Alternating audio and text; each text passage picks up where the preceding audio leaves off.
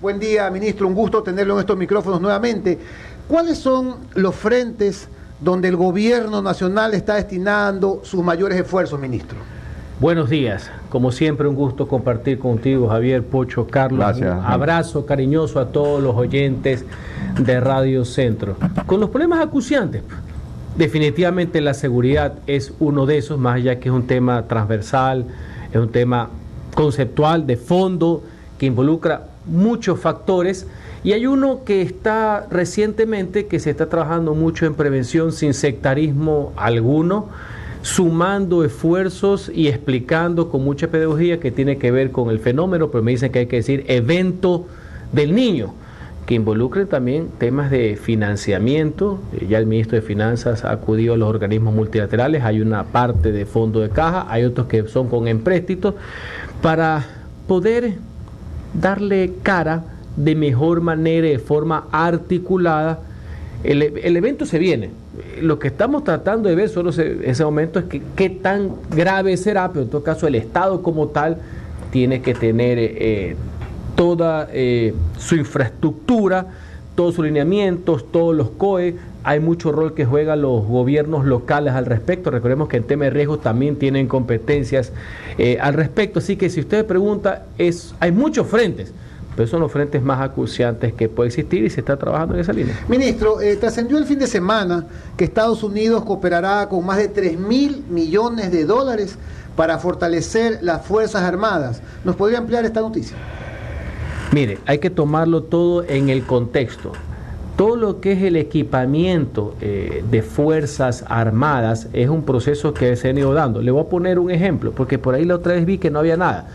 Solamente en fusiles, equipamiento para el ejército ecuatoriano, ya los tiene, no es que van a llegar. Vinieron fusiles israelíes, parecen de las guerras de las galaxias, ¿no? Ya los tiene el ejército ecuatoriano completos.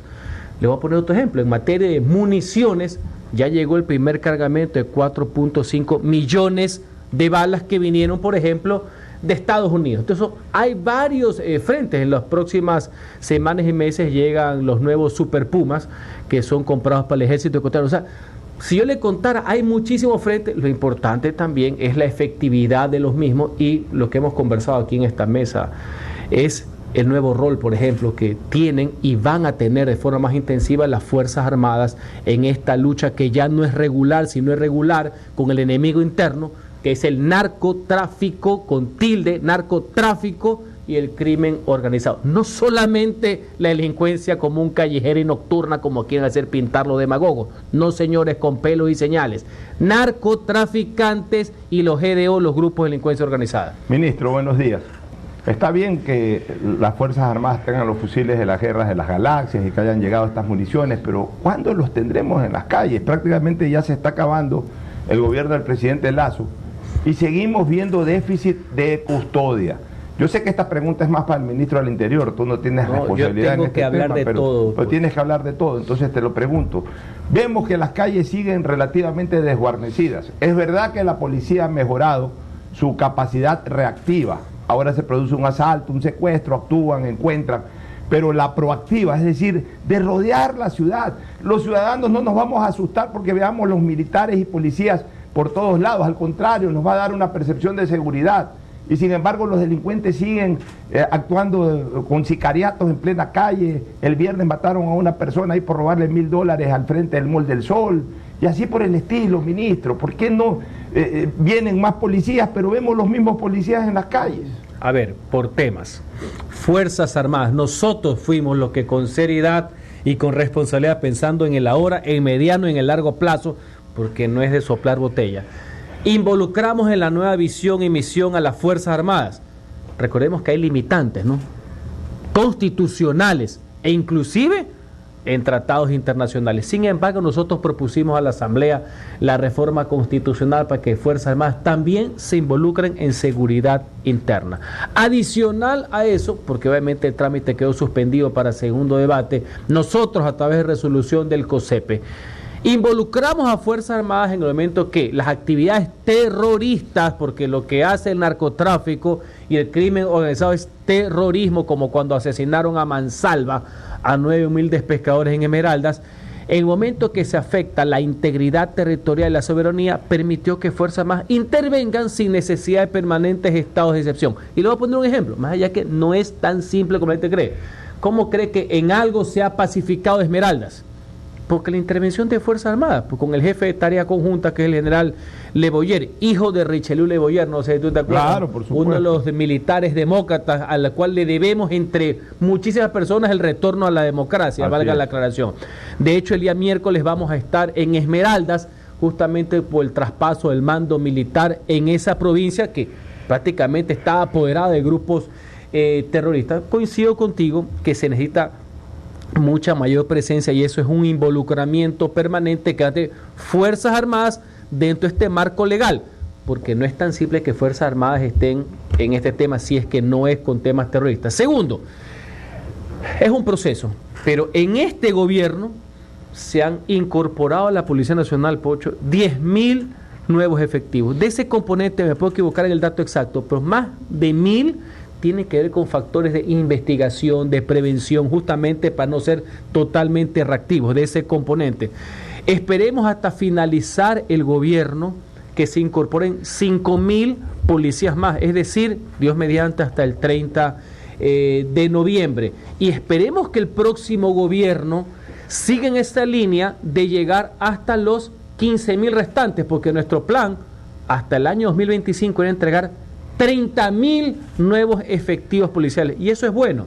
Cuidado, se confunden unos que le tienen miedo, extremistas por ahí, que el gasto público, que los burócratas. No, señores, más policías, más profesores y más médicos siempre va a ser bueno para el país. Es mejora de la prestación del servicio y protección social que se denomina. Entonces, sí, efectivamente, hay una serie de medidas, hay más recursos humanos, se tienen que ir incorporando. Guayaquil ha sido donde más se ha recibido. Hay hechos todavía lamentables, sí, así como hay noticias positivas. Cuando se dan este tema de los secuestros, el grado de efectividad que tiene la policía y la UNACE es bueno, de lo más alto que existe en la región, pero sí, tenemos que evitar que eso pase, no solamente lamentarse o regocijarse si es que todo salió bien, y efectivamente hay que trabajar, y esta es una labor conjunta a mediano plazo también de mejorar las estadísticas. Hay unas estadísticas que tienen que ver con homicidios, es decir, con muertes violentas, que son, sí, que son preocupantes. Solamente para, antes de que Carlitos también pregunte, te pongo hechos, que me enteré este fin de semana. Una importante familia agricultora y ganadera de la provincia del Guayas, la familia, o sea, entre hermanos y todos, sufrieron 4 asaltos. Esta semana que pasó, una familia se dedica al cacao, una parte de esa familia del cacao le asaltaron el de cacao, y así por el estilo, hasta le asaltaron un restaurante que tienen en ese cantón. O sea, 4 asaltos en una misma semana, la misma familia. Vamos ahora al otro lado, al de la gente pobre. A una señora, conozco de una señora de estatus económico bajo, hablemos así, o medio bajo. Cogió un taxi, porque ahora desgraciadamente los taxistas amarillos, me da pena decirlo, no todos, quizás una ínfima minoría, pero están involucrados con el AMPA. La señora cogió un taxi, venía haciendo compras, se embarcaron 2 sujetos, a esa señora le exigieron de que haga transferencia digital, o sea, por teléfono, que traspase todo lo que tenía en su cuenta corriente, que era además muy poco dinero, pero igual. ¿Por teléfono? Sí, por teléfono, a la cuenta que le dieron en ese momento. Se le llevaron hasta las compras que había hecho, se le llevaron un efectivo de un vuelto que era lo último que le quedaba. O sea, desgraciadamente en las calles se dan ese tipo de cosas y algunas se reportan, pero otras no, otras ya la gente sabe que no quiere ir a la fiscalía. Hay una masificación de la información. También recordemos cómo antes nos enteramos de otra manera, en la época que tú eras legislador, ¿te acuerdas que estaba muy en boga el secuestro express? Claro. Todo el mundo llegaba a una reunión, todo el mundo se comentaba cómo a todo el mundo habían secuestrado momentáneamente en el carro. Así ¿te acuerdas? Por supuesto. A mediados de los 2000. Ahí se tipificó en el Código Penal. Se lo mejoró y se lo precisó, porque la extorsión siempre ha existido. 2004, claro. 2005, no sé si tú te acuerdas. A mí me hicieron uno, el 2003. Secuestro de 2 horas. Era muy común. Los delitos van mutando, lo importante es frenarlos, bajar los índices, combatirlos, no solamente lamentarse. Recuerde que parte de este problema que hay, porque delincuencia común hay, producto de muchos factores que hay que combatirla, pero es por la migración de estos narcotraficantes y de grupos terroristas que existen, los GDOs, ¿no verdad?, que ante el apremio que tienen, producto de toda la droga que les ha incautado el gobierno y que le ha quitado solo en este periodo 20.000 millones de dólares, y esto es que quede para referencia, porque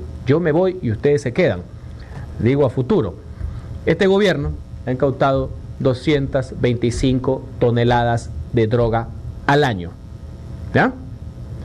Ojalá que eso se mantenga, ¿no? Si ustedes ven que baja, vamos a conversar porque fue el motivo de la baja. Eso es importante, conversar los temas de fondo. Entonces, han migrado en otro tipo de actividades criminales que son peligrosas y hay que actuar también al respecto.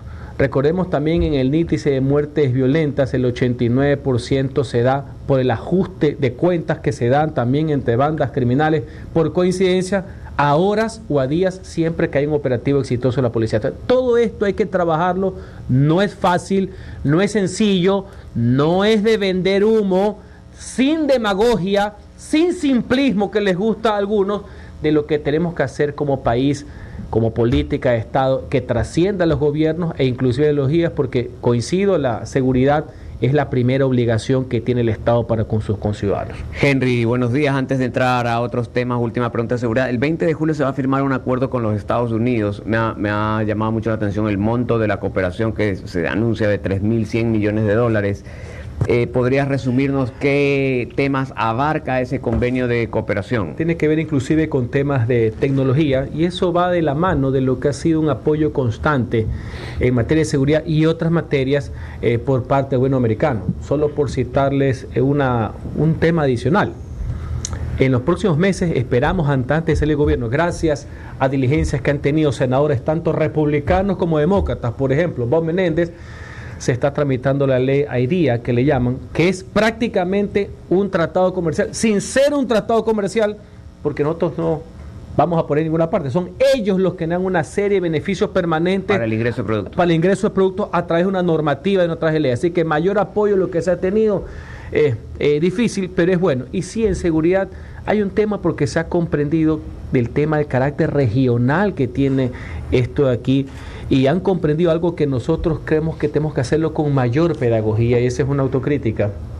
Señores, esto no es delincuencia común, ¿no?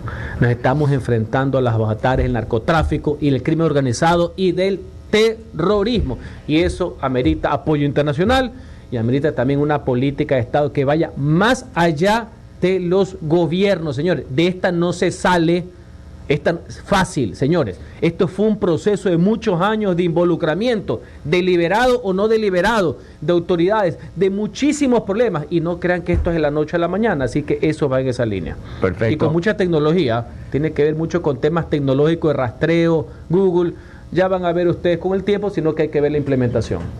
Perfecto. Otro tema, Henry, que ha estado en la opinión pública las últimas semanas. De hecho, anoche nuestro compañero Carlos Vera realizó un programa exclusivamente sobre ese tema, que es la suspensión de la negociación con las empresas telefónicas. La semana pasada tú te manifestaste dando tranquilidad de que hay riesgo de que se suspenda el servicio, pero pues lo que está pendiente de explicaciones, la razón por la que hubo esta suspensión, siendo pues un tema en el que está en juego pues un servicio público, una renovación que debe tender más que a... Hay muchos políticos pensando que esas son la nueva canasta de los huevos de oro, cuando más bien tiene que procurarse mejorar el servicio de conectividad para los usuarios, que deben ser los grandes beneficiados. ¿Pudieras dar alguna explicación un poco más amplia, Henry, de la razón por la que no continuó ese proceso y cuáles son los siguientes pasos? El hecho que se encuentra suspendida la renegociación para buscar mejores elementos de negociación y suscripción de los contratos, bajo ningún concepto significa suspensión del servicio. Por constitución y por ley, el servicio siempre estará continuo, garantizado y continuo. Esa es la palabra. Digo esto porque parte de ciertas escaramuzas, pongámoslo así, tengo que ser cuidadoso con las palabras porque soy pro empresa, y pro economía social de mercado. Escaramuzas, en algunos casos artificiales, han querido meter el cuco. ¿Ya? Eso está garantizado además por la Constitución y por Constitución, eso no tiene ley y sentido común. Correr riesgo. Pero Carlitos, tú sabes que la semana pasada quisieron meter cuco, no sé quién. Yo no le tengo miedo a ningún cuco, pero no, ¿cómo para presionar? Es que recordemos que aquí estamos entre dos extremos, ¿no? Entre los que quieren meter el cuco de que no va a haber servicio, lo cual es falso, y hay otros politiqueros que andan diciendo que no se firme nada. Por ahí hay un candidato presidencial. Y por ahí otros que lo que se firme lo van a tirar abajo. Claro, solo ellos pueden renegociar, solo ellos se podían tomar fotos en los corredores de Carondelet para que sepan, conmigo es, pues, ¿no? Claro. Porque ese fue el mensaje. Pero la año idea, 2008, ¿no? la idea de ustedes sí es, ustedes la llegar a idea culminar el es proceso. actuar con responsabilidad y ante tu duda del por qué hubo un comunicado oficial de Arcotel la semana pasada diciendo que no solamente es un tema de plazo, no, que está garantizado, hay respaldos de la Procuraduría General del Estado acerca de la continuidad en este proceso de renegociación, suspensión y negociación posterior, sino de nuevos elementos técnicos que no son tan sencillos, porque recordemos que nuestra misión es salvaguardar el interés de los 18 millones de ecuatorianos. Entonces, hay muchas variables técnicas. Aquí tengo, por ejemplo, algunas: calidad de servicios, tecnología, inversiones, implementación y sus plazos, beneficios sociales que se otorgarán a la ciudadanía, ampliación de la cobertura geográfica, tecnología para la seguridad nacional, montos que deben pagarse al Estado por el negocio que representa la explotación. Exacto, entonces hay algunas cosas que variables todas importantes. Todas para las partes, ¿no? Para las partes. A nosotros nos interesa que continúen. Obviamente, ¿quién puede estar en contra de la empresa privada, de la generación de empleo, de la inversión extranjera? Por supuesto, estamos en esa misma línea, en las mejores condiciones para las partes, en este caso para los usuarios, que son millones de clientes, que son el pueblo ecuatoriano. Señor ministro, hemos escuchado voces barajando la intención de reanudar el juicio político al presidente. ¿Es esto posible? Desde el primer día que se decretó la disolución de la Asamblea las he escuchado. Es un cóctel entre mucho fanatismo y pocas luces. Mire, hay temas jurídicos, hay temas políticos. En lo jurídico lo veo complejo. Desde el punto de vista político, cualquier cosa puede pasar en esos 10 días en que va a convivir la nueva Asamblea y el gobierno, hasta que asuma el nuevo presidente. Como abogado le puedo decir que hay ciertas cosas que llaman la atención. Yo comprendo que algunos exasambleístas candidatos vivan en un multiverso. ¿Ya? Y digo esto porque repiten como cantaleta de que retomamos la votación. No estaban en votación, señores. Y eso tiene una lógica y algo me la sé. Ese día 17 de mayo se encontraban en un debate que fue suspendido, que debería ser reanudado, donde se inscribieron decenas de legisladores. Claro. Yo quisiera saber cómo van a reanudar un debate con distintos actores. Y digo esto en la parte jurídica, porque en la parte política, la furia, el odio y la rabia que hay ahí de los titiriteros y los asambleístas, están acostumbrados que aplastando un botón se pueden comer un gobierno entero. Pero eso es la parte política. Quiero seguir en la parte jurídica. Yo quisiera saber en qué multiverso van a retrotraer a un debate donde no están los mismos asambleístas. El orden de palabra. Solamente quiero saber, porque aparte de todo eso, si siguen en ese multiverso, deberían suspender ese debate cuando se agoten de hablar los que ya no están, y según la ley orgánica de la función legislativa deben convocar una votación con mínimo 5 días. Con mínimo, lo he dicho acá, doctor, y sigo sumando los días entre los 10. Estoy dando una explicación jurídica. Esto, y aquí que estamos con abogados y con profesores de Derecho Constitucional, esto sin que yo no quiera tratar el concepto de la continencia de la causa. Es decir, la persona que es procesada, inclusive políticamente, debe saber de qué es acusada, quiénes son sus jugadores. No resulta ser que a mí me están jugando A y mañana, en unos días, me va a jugar B. No, señores, así no funciona. Pero como lo político rebasa lo jurídico, estamos hablando en el mundo de las suposiciones. Entonces, suponemos que si ganan ciertas personas que ya lo anunciaron, van a seguir, pues yo me guardaré también. Si quieren jugar a la política, nosotros también sabemos jugar a la política y tendrán respuesta política. Y no es amenazas, como dijo ahí un muérgano suelto por ahí en las redes sociales, sino que si están jugando, yo también tengo derecho a responder. O quieren que uno juegue con las manos amarradas. Si es por el punto de vista legal, lo veo bastante complejo. No sé hasta qué punto el país en esos 10 días esté más involucrado en lo que va a ser el presidente o presidenta electa, en que la Asamblea designe su nueva autoridad. Señores, ya ese capítulo pasó. Ese fue uno de los elementos de los tantos, porque recordemos que hubo 4 intentos de derrocamiento con maquillaje constitucional. Fue uno de los elementos para disolver la Asamblea. No creo que se va a tratar lo mismo. El país está en otra línea, en otro mood, le llaman los señores de la comunicación. Pero, como todo puede pasar, gracias por la pregunta. Señor ministro, doy paso a una inquietud de un oyente. Marta San dice, buenos días. Cuando llegan nuevos policías a la ciudad, dicen que no tienen dónde dormir.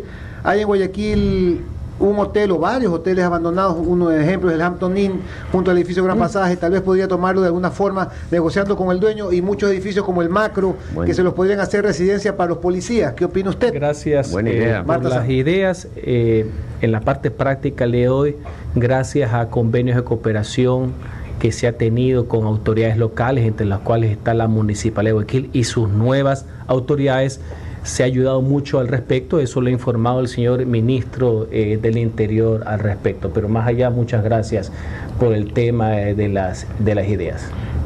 Henry, yo quiero volver a este tema de una potencial reanudación del juicio político, pero antes permíteme saludar la sintonía de Guido Chiriboga, que nos está escuchando. Un abrazo, Guido. A Gerardo España Larreta también un fuerte abrazo, que está en la sintonía, don Gerard, y también a Roberto Concha Valareso, entre muchas personas que envían saludos y reportan sintonía. Regresemos un ratito a este tema del juicio político que pudiera o no reanudarse. Que lo retomaron unos o unas que están de candidatos, porque nadie le preocupa eso en la calle, pero a los candidatos que fueron disueltos, como no tienen nada que proponer y para ellos el TikTok está por encima de las ideas y los conceptos, pusieron esto en el tapete. Pues estamos de acuerdo. Debes de entender de que regresan, si es que regresan algunos de ellos, con la sangre en el ojo. Sí, me imagino. La sangre la van a tener el resto de su vida y nos veremos el resto de nuestra vida, desde donde estemos. Pero en todo caso es un peligro inminente. Es un peligro inminente. Sin base jurídica, pero bueno. Pero ¿qué es lo que yo creo? Justamente en eso de sin base jurídica, pero sí con fortaleza política, si logran tener una asamblea de 70 o más, solamente un bloque o por ahí, y sumados a los otros pudieran llegar a los 92 o superar los 92, o sea, el peligro es inminente. En ese sentido, tú acabas de decir una cosa, sin base jurídica. En derecho las cosas se deshacen como se hicieron. Si la Corte Constitucional fue la que dio el aval para el juicio político, la misma Corte Constitucional, ante una consulta previa, podría determinar de que no hay esa base jurídica para reanudar el juicio por parte de otra asamblea. ¿Por qué no se le consulta sobre el tema a la Corte Constitucional? ¿Sabe por qué? Porque ellos lo saben, acá el doctor también. La Corte se pronunciará en cualquier línea sobre las resoluciones, ¿ya? Casi sobre hechos consumados. Hasta que lleguen las respuestas, usted sabe lo que va a pasar. No hay consultas, ya se hizo. Yo ya lo sabía, pero por parte del agotamiento, porque eran figuras novedosas bajo el régimen constitucional, se hicieron estas consultas de seguimiento y la Corte no lo va a hacer, señora. Ya uno ya sabe cómo son los precedentes, porque aparte que algo, poquito, sabemos de política y su historia, también sabemos un poquito de derecho constitucional. Así que eso es contradicción. Claro, entonces en esos 10 días van a querer hacer todo esto. Pero mire, todo puede pasar. Yo no digo que no. La ley pues le importa un rábano, un cogote a muchas de estas personas. Por eso es que están tan desacreditados.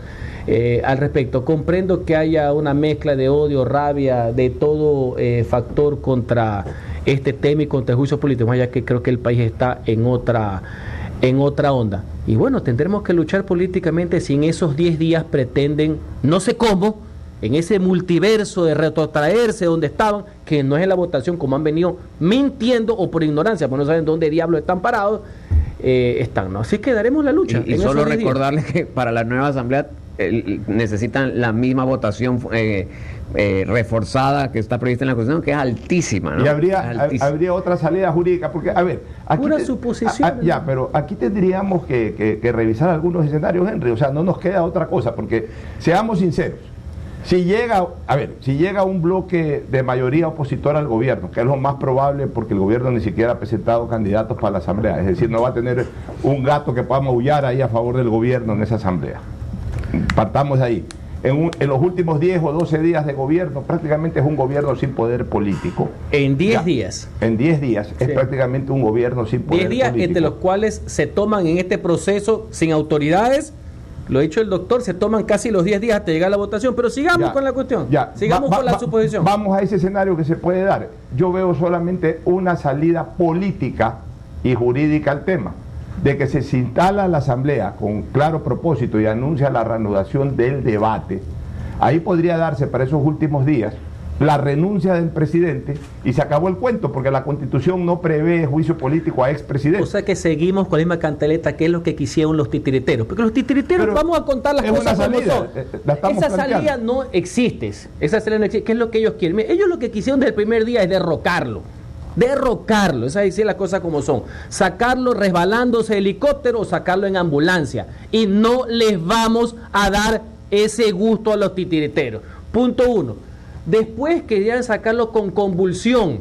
No hubo pues en febrero o marzo convulsión de las calles, que el otro socio que no se lanzó de candidato querían para que ellos solo aplasten los botones, como son expertos en dar órdenes por celulares, para ver si el Congreso lo cesaba el vuelo, porque no había nada más, no le hemos dado. El tercer gusto, que era en un juicio malhadado, sin fundamento, sin lógica alguna, tampoco. Yo me hago una pregunta, ya que están en esta mezcladera jurídica política, si tan narcotraficante y tan corrupto, más allá que en privado decían que no era nada de eso, pero había que derrocarlo y votarlo porque había incumplido, porque eso es lo que dicen, porque no fue por el juicio, no fue por contratos de Flopec celebrados en gobiernos anteriores y que ahora inclusive habían mejorado. No, porque si fuera por eso, aquí pues hay 2.000 caídos de todas las administraciones públicas, de todos los municipios, de todas las presidencias del Ecuador. No, yo me hago la pregunta, ¿y por qué no han continuado? ¿Y por qué estos títeres, porque son los titiriteos los otros, por qué no van a la fiscalía? ¿Cómo avanza el tema de Flopec? ¿No lo acusaron de delincuente? ¿No lo acusaron de corrupto?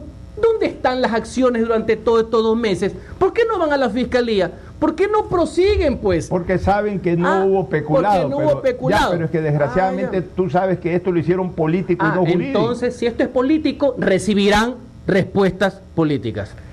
Henry, en los últimos días se presentaron 2 decretos ley emergentes, uno de reestructuración empresarial, otro, creo que también es decreto ley de las deudas estudiantiles, uno más bajo la línea de la Corte. El de reestructuración puede ser complejo que supere ese paso, pero bueno, eso lo decidirá la Corte. ¿Viene otro proyecto de ley respecto exclusivamente lo que es fenómeno del niño, o ese de reestructuración de empresas era el que ustedes anunciaban del fenómeno del niño? Porque el fenómeno del niño pues puede implicar muchas otras cosas como adquisiciones rápidas, etcétera, prevención. Me imagino que sí viene otro proyecto. Sí, Carlos, es otro, efectivamente. Estamos trabajando en la línea, en la fundamentación, queremos articularlo porque va en lo que tú dices, inclusive puede conllevar reformas al sistema de contratación. Claro, un régimen pública, especial temporal. Un régimen especial temporal, etcétera, solo para una anécdota nomás. No digo necesariamente que va a estar, pero lo dejo como una reflexión para el debate. En materia, por ejemplo, de incautación de maquinarias de minería ilegal, que son casi tanto de las construcciones, no se puede utilizar la maquinaria. Claro. Entonces se pueden hacer reformas al respecto. ¿Cómo colaboramos con los gobiernos locales, provinciales? ¿Cuándo crees que se presentarían? Porque ya estamos con la lluvia encima. Nosotros queremos hacerlo bien. Calculamos que en el transcurso de los próximos 15 días a más tardar, queremos ponernos ese plazo. En el interín, como bien ha señalado, se ha presentado uno de reestructuración empresarial, que a la larga es todo lo que es el concurso preventivo, ¿no verdad?, mejorado para todo lo que es tratar de ayudar, no tiene nada que ver con ayuda al Estado, no es jurídicamente hablando, las empresas todavía viables y obviamente las que no son, que tengan un proceso de liquidación ordenado, eficaz, entre otras cosas. Y la de los créditos educativos, que por si acaso el tema de las cifras, los que están dedicados solo a joder por joder y no entienden, quieren contar contradicciones donde no hay. Son 6.000 estudiantes que, si tú involucras a la familia, que son los deudores, los codeudores y los garantes, llegan a un total de 60.000. Todos cometemos Claro, errores, yo también cometo lapsus, etcétera, pero tiene una lógica. 6.000 estudiantes, 60.000 personas. Claro, y son solidarios. Son solidarios. Otra pregunta, entiendo que se van, tú vas a acompañar al presidente de la República de España estos próximos días. ¿Cuál es el objeto del viaje? Específicamente, ¿hay algún acuerdo específico? No, es una visita oficial que hace el presidente de la República, tiene que hacerla por la cumbre, la CELAC, en Bruselas, toda la próxima semana. Es una cumbre de mandatarios, tanto iberoamericanos. ¿Se va a tratar europeos. de empujar el tema de la visa Schengen otra vez? Eso es un carácter permanente, eso es permanente. Están muy avanzados, pues lastimosamente ese caso de Qatar, de corrupción con una parlamentaria europea en combo con lo que acaba de señalar Carlos, complicó un poco el tema, pero la predisposición de la gran parte de los países es uno de los temas europea de agenda allá. Siempre estará, y ese es parte del ¿Y qué tema. expectativa tienes al respecto en tiempos? ¿Tú cuándo crees que eso se pueda destrabar?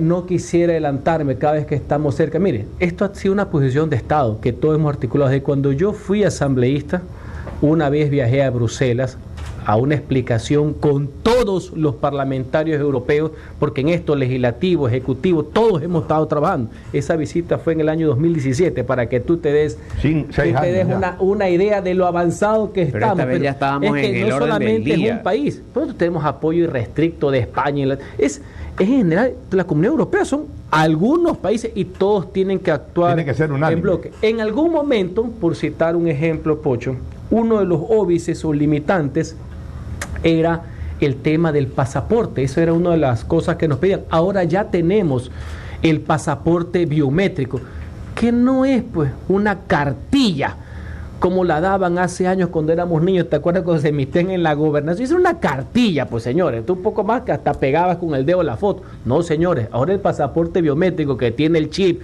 que sirve en todas partes del mundo, que hay una información especial, ya tiene otros requerimientos de seguridad, por así decirlo. Entonces hemos venido cumpliendo con todos, y lastimosamente la última vez ya estábamos en el orden del día, ya teníamos fecha y por todo. ese caso de corrupción, a empujar ese tema, ministro. Billete en crudo, ¿no? Tengo una última inquietud, ministro, refiriéndose a los comicios del 20 de agosto. Usted declaró hace poco: cuidado y pasan 2 demonios. ¿En quién estaba pensando? No me acuerdo de haber dicho esa frase. No se acuerda de los demonios. ¿Cuáles son los demonios en todo caso? Yo te lo digo más simple ahora que veo tan poco contenido en general. Y a mí me gusta el contraste de las ideas, me gusta el fragor de la lucha democrática, para eso son los debates, las ideas, los conceptos. Yo entiendo que el WhatsApp y el TikTok sean herramientas, pero la herramienta es para el contenido. Eso no puede reemplazar a las ideas de los contenidos. Aquí hay un tema de fondo. Cuidado los extremismos, porque no llevan a ningún lado. El gran debate en el mundo, no aquí, en el mundo, así como el debate constitucional, que quién tiene más poder con la norma, los jueces, los legisladores, que no es aquí, es en todas partes del mundo, es mundial. También es el tema entre los demócratas y los profesamente autócratas. Más allá que aquí tenemos un colega, gran amigo de nosotros, Carlito, que dice que los demócratas son cojudos. Pero eso es en la visión de Carlos Vera, pues a decir. No, señores. Demócratas con autócratas. Y dentro de eso, la lucha contra el populismo, la polarización y la posverdad. Y en eso, tanto la extrema izquierda como la extrema derecha no abonan. Así que yo siempre estaré por un debate sobre la racionalidad de las cosas y decir cómo son, sin mentir y sin engañar.